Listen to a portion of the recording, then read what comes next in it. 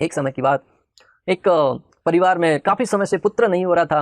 अनेक पुत्र कामेष्टि यज्ञ किए गए और ब्राह्मणों को दान दिया गया, गौ माता की सेवा की गई, सब जगह जगह जाकर मन्नतें मांगी गई। अनंतो गत्वा उनके घर में पुत्र की प्राप्ति हुई। जैसा कि आप और हम सब जानते हैं, जब घर में पुत्र का जन्म होता है और वो भी कई कन्याओं कई बहनों के बाद एक पुत्र प्राप्त होता है, सारा का सारा घर वाला प्रसन्नता के मुद्रा में आ जाता है। सब गांव में घर घर मिठाइयां बांटने लगे और सब जगह प्रसन्नता आने लगी। धीरे धीरे पुत्र बड़ा होता गया। जिस पुत्र के जन्म पर वो प्रसन्न हुए थे, वही पुत्र उनके घर का दिवाला निकालने में एक तरह से देखा जाए तो उनके रास्ते में बन गया। बच्चा जैसे जैसे बड़ा होता गया, हष्ट पुष्ट था, खाने में अधिक मग्न रहता था।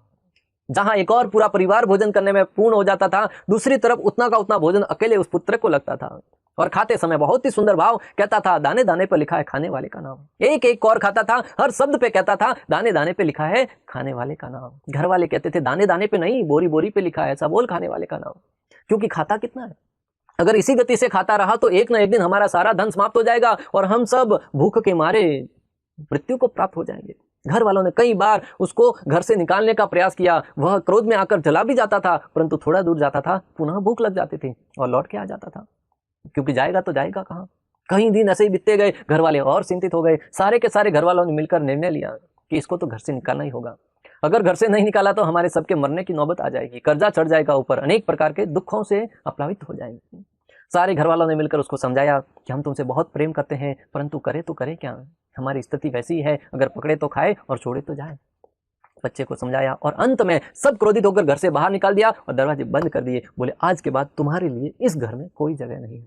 वो भी बेचारा अभी इस आशा से कि वापस मुझे लौटकर नहीं आना है, क्योंकि घर वालों ने ठुकरा दिया है, वो मुझे स्वीकार नहीं करेंगे। और एक तरीके से देखा जाए तो उनकी भी बात सही है, मैं इतनी खाता ही अधिक हूँ, इसमें मेरी भी कोई गलती नहीं है, क्योंकि उधर अग्नि प्रज्वलित इतनी होती है। घर से निकल पड़ा। जाते जाते रास्ते में एक मंदिर देखा। उस मंदिर के बाहर कुछ भक्त बैठ के माला जप कर रहे थे, हरे कृष्णा कृष्णा कृष्णा हरे हरे, हरे राम राम राम हरे हरे। उस भक्तों के मुख पर, ललाट पर तेज देखा, मुख पर प्रसन्नता देखी, क्योंकि गांव से घूमता हुआ आ रहा था। हर एक व्यक्ति दुखी नजर आ रहा था। किसी का मुंह मुरझाया हुआ था, कोई पत्नी से झगड़ा करके आया था, कोई पुत्रों की शरारतों से परेशान था, कोई किसी से दुखी का, कोई तन दुखी, कोई मन दुखी, कोई धन भी उदास था। हर एक व्यक्ति कोई ना कोई दुख से ग्रसित था। परंतु यहाँ पर देखा तो भक्तों को कोई दुख नहीं, और वैसे भी भक्तों के जीवन में कोई दुख होते नहीं। दुख होते हैं तो भी प्रसन्नता में रहते हैं, क्योंकि जगत में तो प्राय दुख आते जाते रहते हैं। उस भक्तों के चेहरे पर प्रसन्नता की अनुभूति देखकर और हष्ट पुष्ट खाने में बहुत ही तगड़े लग रहे थे, देखकर जिज्ञासावश उनके पास जाकर कहता है, मान्यवर आप बड़े प्रसन्न लग रहे हैं। भक्त तो इसी राह में रहते हैं कि कौन भक्त आए और उसको तुरंत हरिमाला हरिनाम का जप करने के लिए प्रेरित करें और उनको कृष्ण प्रसाद खिलाएं और भक्त बना दें। भक्तों ने जिज्ञासावश बोले, हाँ आइए, आपका भी स्वागत है, आप भी सुखी होना चाहते हैं। हाँ बोले, सुखी तो होना चाहता हूँ। तो बोले, आ जाओ हमारी मंडली में, जैसा हम सुखी आप भी सुखी। भक्तों यहाँ पर सिद्धांत सीखने वाली बात है। एक प्रचारक को चाहिए कि वो हमेशा सुखी रहे। अगर प्रचार करने वाला कि हरिनाम का जप कीजिए आप सुखी हो जाएंगे, कृष्ण कथा का श्रवण कीजिए आप सुखी हो जाएंगे, और स्वयं निराशा में डूबा हुआ है, तो सामने वाला देखेगा कि व्यक्ति तुम खुद तो पहले सुखी हो जाओ, फिर हमको सुख का ज्ञान बांटना। यहाँ पर भक्तों का आचरण देखकर वह व्यक्ति प्रभावित हो गया और सुख की आशा लेकर उनके पास आ गया।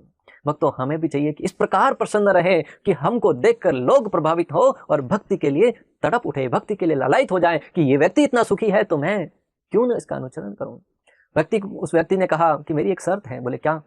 दोनों समय 3 टाइम भरपेट खाना खाने को चाहिए। भक्तों ने कहा, बस हो गई, बात बन गई, तुम्हारा काम हो जाएगा, हम भी तो उसी के लिए आए थे और अभी भक्त बन गए। मंदिर में ले लिया, बड़ी आनंद से दिन बीतने लगे। जो घर पे नहीं मिलता था उतना स्वादिष्ट व्यंजन खाने को मिल गया, वो भी सात्विक भोजन बिना कांदा लहसुन वाला। भगवान ठाकुर जी को भोग लगाकर 56 भोग खाने को मिल रहे थे। दिन अच्छे बीत रहे थे। परंतु जगत का सिद्धांत भक्तों सारे दिन एक जैसे नहीं चलते हैं, सुख दुख तो आता जाता रहता है। उस व्यक्ति के जीवन में भी वैसा ही हुआ। एक दिन एकाएक देखा, सवेरे उठा, ब्रह्म मुहूर्त में मंगल आरती करी, नाम जप भी हो गया, प्रसाद का समय हुआ, परंतु किचन की तरफ ध्यान दे रहा है, किचन में कोई हलचल ही नहीं है। बोले, क्या आज किचन में कोई हड़ताल है क्या? आज बर्तन की आवाज नहीं आ रही है। भक्तों से पता किया तो मालूम पड़ा आज एकादशी है और एकादशी को तो भोजन नहीं बनता है।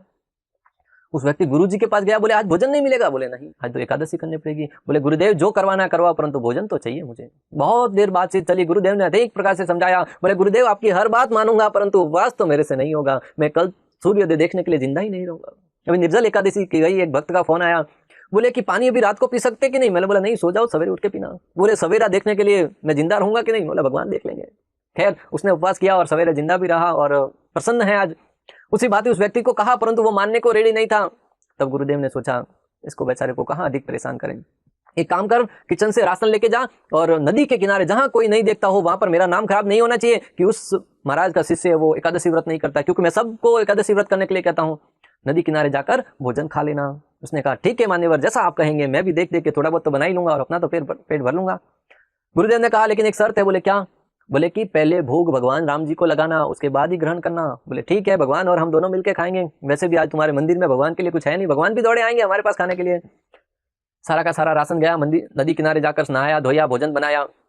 बोला था बेचारा, भगवान राम जी को पुकारने लगा, राजा राम आइए, प्रभु राम आइए, मेरे भोजन को भोग लगाइए। बार बार कहने लगा। उसको क्या पता कि मात्र भोग लगाने के लिए लगाया जाता है, भगवान आते नहीं है, मात्र उनको दृष्टि से स्वीकार करते। परंतु उन्होंने तो, गुरुदेव ने कहा है भगवान आएंगे तो ही खाऊंगा। प्रार्थना करने लगा तीव्र भाव से, भगवान आइए, भोजन खाइए, अगर गुरुदेव के कहे अनुसार आप नहीं आए तो मैं भी नहीं खा पाऊंगा, और मैं नहीं खाऊंगा तो मर जाऊंगा और उसके जिम्मेदार आप होंगे, इसलिए आइए प्रभु खा लीजिए भोजन। राम जी आ गए भाव के भूखे। राम जी तो आ तो गए, परंतु उनको देखकर भक्त और चिंतित हुआ। बोले प्रभु मैंने तो आपको अकेले को बुलाया था, ये साथ में कौन है? बोले ये सीता जी, ये तो साथ में ही रहेगी। बोले कोई बात नहीं, आ गए हो तो प्रसाद पा लो। भगवान का सुंदर चेहरा देखकर उसे प्रसन्नता के मारे भगवान को भोग लगाया। भगवान ने पाया, जो कुछ बचा था भक्त ने खाया। लौटकर वापस मंदिर में गया। गुरुजी ने कहा पेट भर गया, भूखे तो नहीं रहे? बोले कहाँ गुरुजी, आपने कहा था राम जी आएंगे, साथ में सीता जी भी आए थे, दो आए थे, मैं तो भूखा रह गया। अगली बार फिर एकादशी आई, बोले राशन बढ़ा दो, राशन बढ़ा दिया। गुरुजी ने सोचा बेचारा भूखा रह गया होगा, वापिस गया, भोजन बनाया, भगवान को प्रार्थना करने लगा, राजा राम आइए, प्रभु राम आइए, सीता साथ लाइए, मेरे भोजन को भोग लगाइए। तो भगवान श्री रामचंद्र आए, सीता जी भी आई और साथ में लक्ष्मण जी को भी लेके आए। और व्यक्ति चिंतित हुआ, बोले कल 2 आए थे, आज तीसरा ये किसको लाए? लक्ष्मण जी और क्रोधित, बोले प्रभु कहाँ, एक और मंदिरों में सब लोग आरती करते हैं, पूजा करते हैं, हमको भोग श्रद्धा के साथ खिलाते हैं, और आप यहाँ पर लेके आए जहाँ व्यक्ति डांट रहा है। राम जी कहे ये भाव का भूखे हैं, भगवान तो भाव के भूखे। बोले इसका भाव तो देखो कितना शुद्ध भाव से कह रहा है।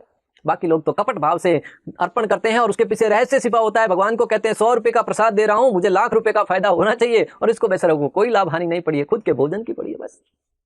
लक्ष्मण जी को जैसे तैसे करके समझाया और प्रसाद पा लिया। अगली एकादशी फिर आई, गुरु जी से कहकर राशन बढ़वा लिया। गुरु जी ने सोचा भूखा रहता होगा, ले जाओ, और राशन आया। अब की बार भी भोजन बनाया और पुकारने लगा, प्रभु राम आइए, सीता साथ लाइए, लक्ष्मण साथ आइए, मेरे भोजन को भोग लगाइए। भगवान आए, सीता जी भी आए, लक्ष्मण भी आए और साथ में हनुमान जी भी आए। व्यक्ति क्रोधित होकर कहने लगा, अरे प्रभु आज तक तो आप आ रहे थे, लक्ष्मण जी सीता जी, अब की बार ये और किसको लेके आए, अलग जीव को? उसको क्या पता ये हनुमान जी सर्वश्रेष्ठ भक्त है। उस दिन भी प्रसाद पा लिया।